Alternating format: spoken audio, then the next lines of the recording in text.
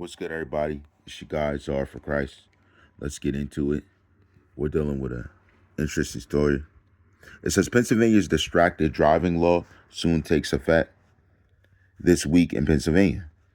So if you're distracted and they see you're distracted or they claim you are, I presume there's a penalty. So you got to be careful. Crazy. So we're going to get started.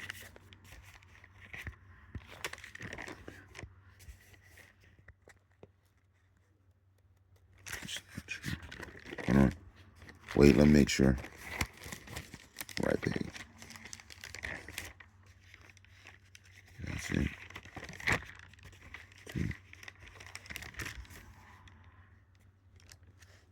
Really? Why we start there? Okay. We're starting at Philippians chapter 2. For I have no man like-minded hold on, who will naturally care for your state. For all seek their own, not the things which are Jesus' chariots, but you know the proof of him, that as a son with the Father, he has served with me in the gospel. Him therefore I hope to send presently, so soon as I shall see how it will go with me. But I trust in the Lord that I also myself shall come shortly. Yet I suppose it necessary to send to you if aside, if Epaphroditus, my brother and companion in labor, fellow soldiers, out your messenger, and he that misleaded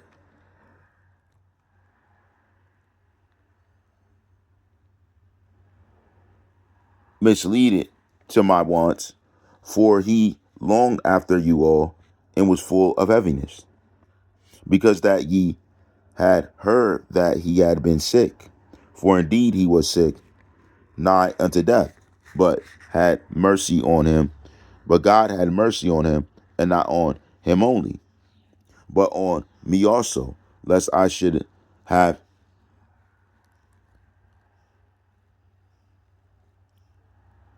sorrow up upon sorrow. I sent him therefore the more carefully, that when ye see him again, ye may rejoice, and that I may be the less sorrowful. Receive him therefore in the Lord with all gladness, and hold such in reputation, because for the work of Christ he was nigh unto death, but regarding his life, to supply your lack of revile toward me. Then it goes into Philippians 3.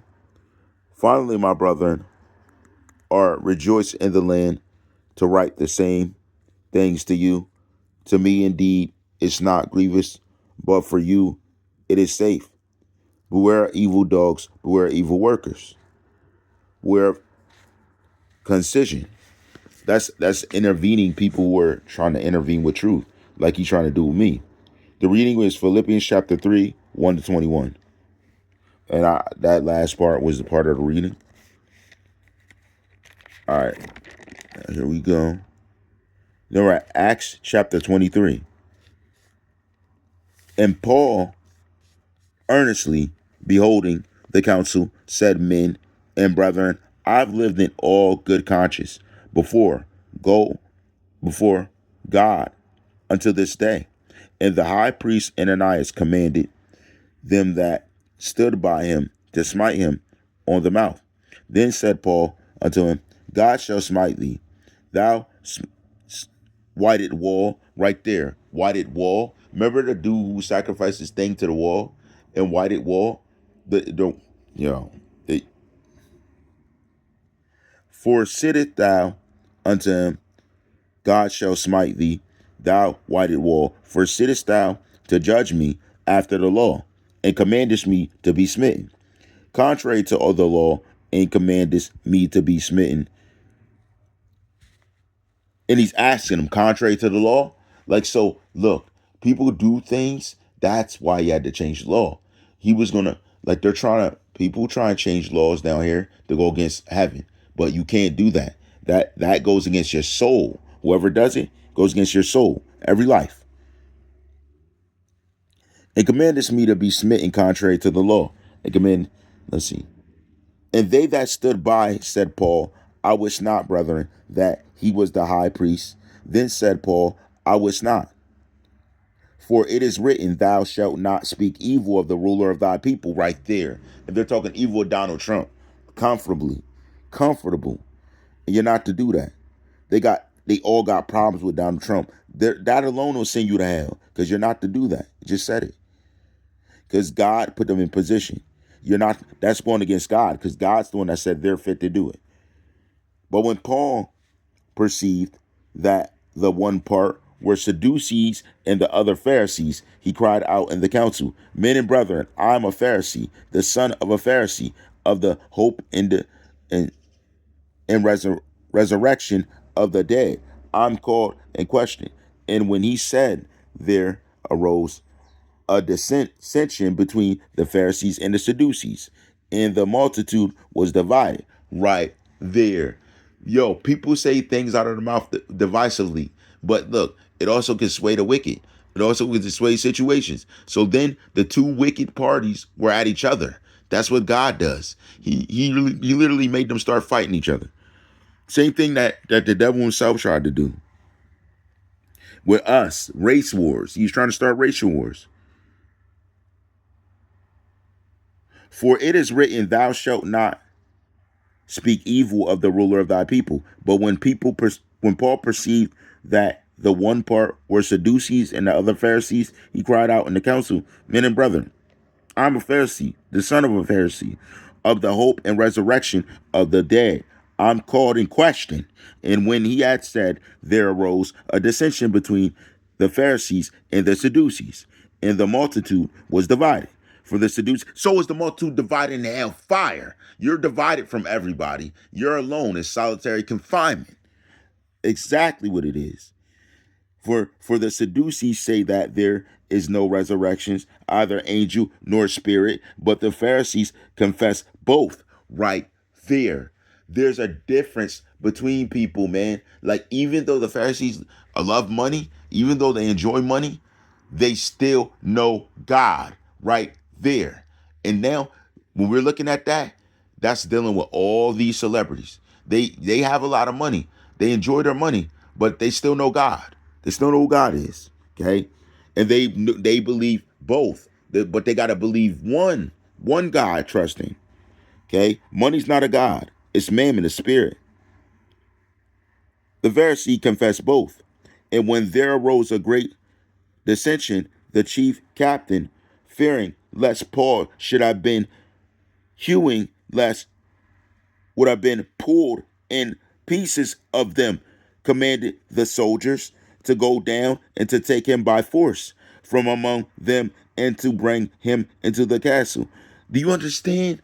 The devil's been abusing his power for years and years, for centuries, but he's going to get pulled apart. He's like, get him, bring him in, arrest him, take him. Now, when he goes to hell fire for eternity, they're going to be like, grab him, break his neck, slide him, rip his arms off, cut him in half, cut him in half. All right, bend him over. They're going to be doing that to him for eternity. For eternity. He's never going to get rest, ever. In the night following, the Lord stood by him and said, be of good cheer, Paul, for as thou hast the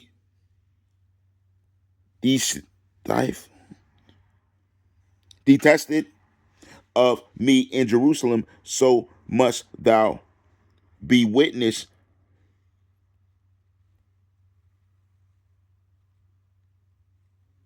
at Rome. Yo, you understand? He's like, yo, since you know what it's like in real life, you got to go, what? Spread the good word. That is everything we're supposed to do. It's not about condemning people, not about pulling them to the church to curse them out. It's about spreading the good news. And your readings, Acts chapter 23, 11 to 35. Acts chapter 23, 11 to 35.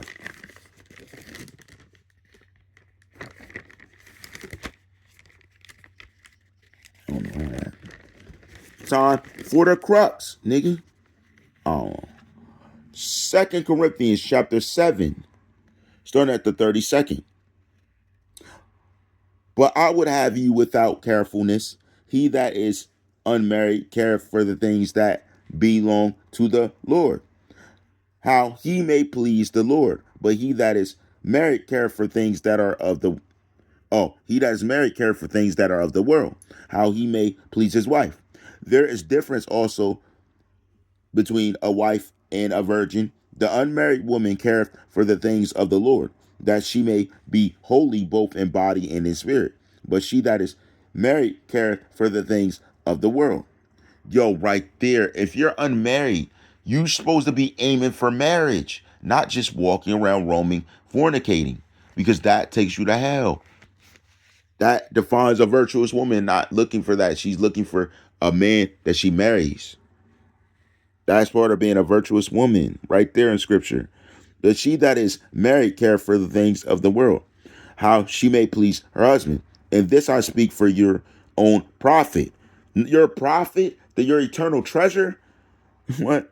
Not that I may cast a snare upon you, but for that which is comely, and that ye may attend upon the Lord without distraction.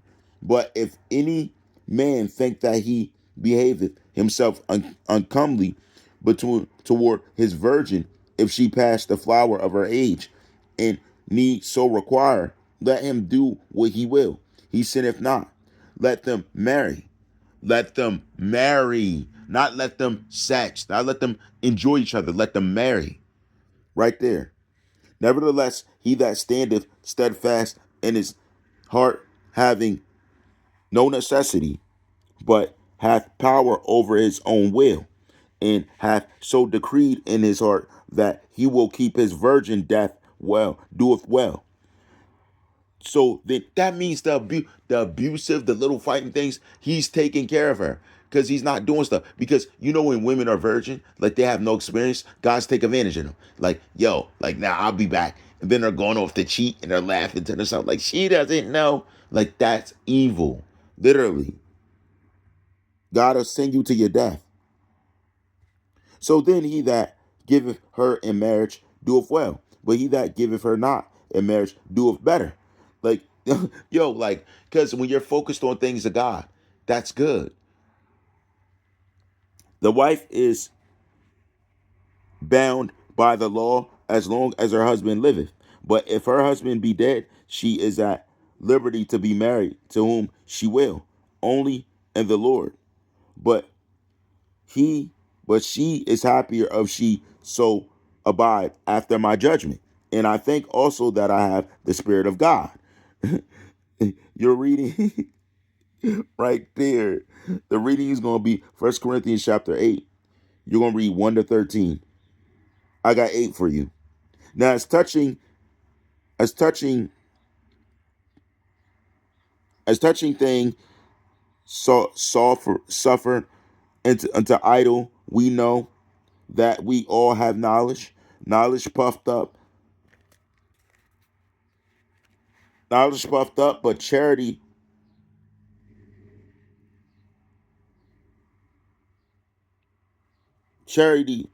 defieth.